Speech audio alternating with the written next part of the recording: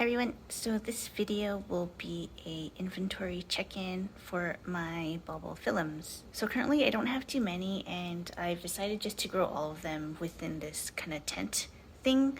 So this one is Bulbophyllum annandalei, and this is the only one that's not within the tent area, and that's because it does well where it is right now. It did bloom, I think, a few weeks ago for me. Yeah, overall this one does pretty well for me. I think I do need to repot it. It's climbing out of the pot, so that will be on my to-do list. This one is Bulbophyllum sangineopunctatum, and it's not very large right now. These are dead. This one is the latest growth. I do have it on a mount, but when I water it, I also fill the tray with water just for extra humidity. And I think it seems to like it so far. You can see the pseudobulbs that it does have are pretty plump, so that's good. And this one is Bulbophyllum pectinatum, and this is the latest growth, and then there's a new one starting here. If it does look dry, it's because today's watering day. This one is very slow to grow for me, and I think it's just because the way I have it set up.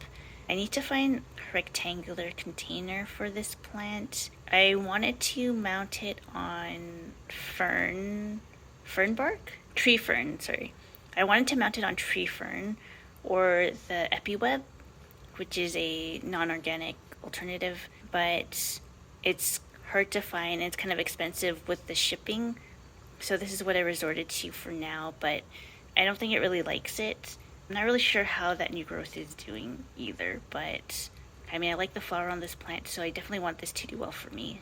And this one is Bulbophyllum Princess Bejaratana, and it's done pretty well for me, and it's bloomed for me a couple times already, which is great. At one point there was another pseudobulb over here, but I had cut that off because I think it had a fungal issue. It was like full of black spots, so I cut that off, and since then it hasn't really done too much, but I did notice that it's starting to push out a new growth at the bottom there.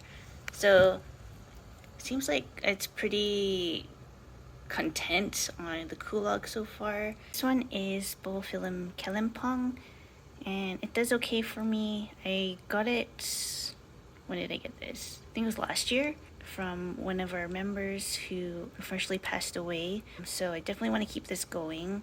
One issue I have is that it's been having a few fungal problems. You can see the pseudobulb at the top there is kind of brown or black, and then this leaf has a lot of spots in it. So I'm probably going to cut that pseudobulb off, and I'm going to trim this leaf. But overall, this plant is doing fine. It has bloomed for me once only. And last but not least, this is Bulbophyllum ayuthayense. I think that's how you pronounce it. I got this just at our summer sale yesterday as a pre-order, and it's super tiny. So this is my thumb, and this is the kulog that was previously used for my Paraphalaenopsis lecockii.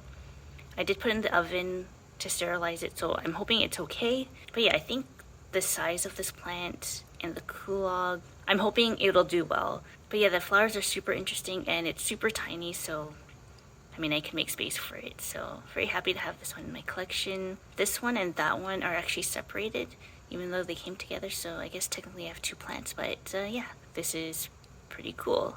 Alrighty, so these are my bulbos. Thank you for watching, and I'll see you in the next video. Bye!